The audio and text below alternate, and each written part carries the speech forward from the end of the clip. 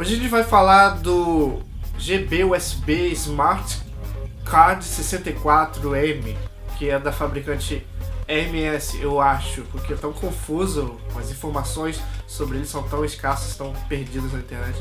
Eu acho que ele é da marca RMS, tá?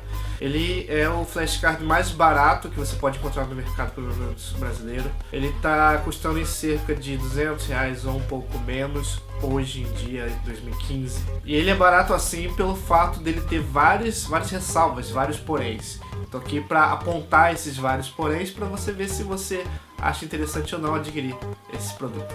Para começar, ele tem 64 MB de tamanho, significando que você não pode colocar um cartão nele para aumentar. Você tem que aproveitar os 64 MB dele e é isso, nada mais do que 64 MB. Pior ainda, ele é dividido em dois bancos, duas partes de 32 MB, chamadas de duas páginas. Em cada uma delas você vai colocar o seu grupo de ROMs. Uma é acessada de cada vez, ou seja, se você colocou a ROM do Pokémon, a ROM do Zelda no banco A e você colocou o Super Mario no banco B, você não pode em uma jogada acessar o Pokémon e o Zelda e o Mario. Você tem que trocar de banco para poder acessar o banco B. E além disso, os 64 MB não significa que ele tem 64 MB como teria no espaço de um cartão de celular, por exemplo. Você pega aí uma ROM como Super Mario Bros. Deluxe, tem 8 MB o tamanho da ROM. Ele vai ocupar 8 MB do cartão de 64. Muito embora a ROM mesmo, se você olhar no computador, ela tenha 1 MB, eu acho. Zipada tenha 500k, sei lá. Esse flashcard ele funciona no Super Game Boy, é só você colocar como faria em qualquer outro cartucho. Pode ser no Super Game Boy japonês, como é o meu caso, ou no Super Game Boy americano, não tem importância, vai funcionar do mesmo jeito. Assim como ele vai funcionar também no Game Boy Advance, o primeiro modelo, e o SP, não o Micro. E também, é claro, no Game Boy Color e no Game Boy normal. Um dos maiores problemas desse flashcard, que pode se tornar um transtorno, é que ele não é compatível com o Windows 8, muito menos o Windows 10. Ele vai ser compatível até o Windows 7 e com muita gambiarra você vai conseguir fazer com que ele funcione no Windows 8 ou 10. Isso inclui você fazer com que o computador aceite a assinatura de driver, porque o driver dele não é reconhecido oficialmente pelo Windows 8, pelo Windows 10, então você tem que usar um programa que libera as portas, iniciar tudo. Mesmo assim, eu tentei, não consegui. Acredito que o caminho mais fácil é ou você usar algum computador de casa que tenha o Windows 7 para fazer a instalação dos drivers, para poder passar suas ROMs, ou fazer como eu faço, instalar no VirtualBox da Oracle, que é o emulador de Windows. Então daí você instala aí Windows XP, que é leve, pequeno. Pega o Windows XP, instala e usa como um HD virtual. Não vou entrar nesse mérito, você procura como fazer isso através dessa emulação, que é um Windows que vai rodar dentro do seu Windows 8 ou 10. Você vai conseguir instalar os drivers desse flashcard.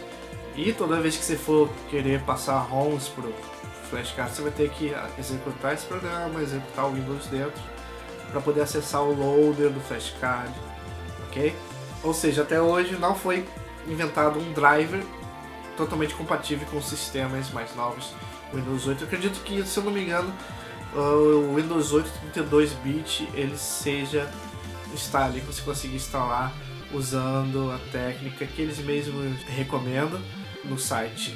Outro problema, mas dessa vez foi solucionado por um usuário, foi o problema dos saves. Você só podia antes gravar um save, um arquivo de save por banco. Ou seja, se você tem jogo Zelda e jogo Mario em um banco, você só pode escolher usar o save de um dos dois. Mas aí o usuário conseguiu fazer com que o menu em que você carrega as ROMs no flashcard, você consiga dar um gerenciamento ali de saves e ele salva normalmente jogo em jogo. O problema grande é que é meio complicado de explicar, mas funciona igual com as ROMs.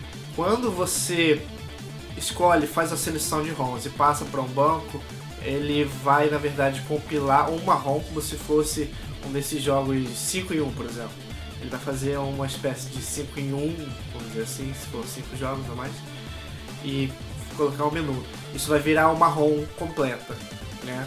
Quando você quer tirar algum jogo de um dos bancos, você vai ter que tirar todos os jogos, porque você vai estar excluindo toda a ROM que ele montou.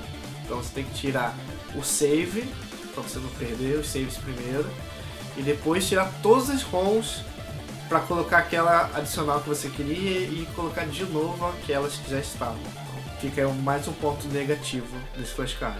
Outra coisa é que os jogos de Game Boy Color e Game Boy normal, monocromático, não se misturam em bancos. Ou seja, quando você coloca ROMs de Game Boy Color em um banco, todas as outras vão ter que ser Color. Você vai ter que marcar Color e não vai poder colocar monocromáticos.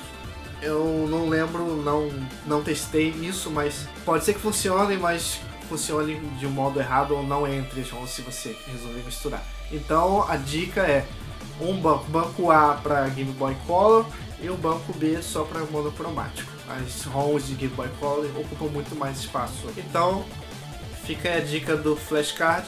Os pontos positivos é flashcard barato, funciona em praticamente todas as versões onde funciona um cartucho de Game Boy Color e monocromático, vai funcionar igual com o flashcard.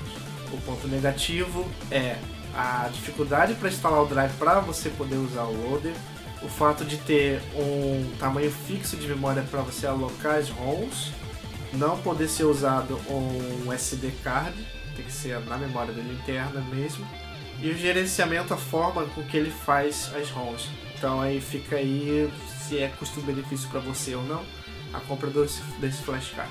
Se você quer mais reviews de jogos, análises, futuros programas especiais, análise de outros flashcards, assina o canal, dá um like, espalhe para seus amigos e até o próximo vídeo.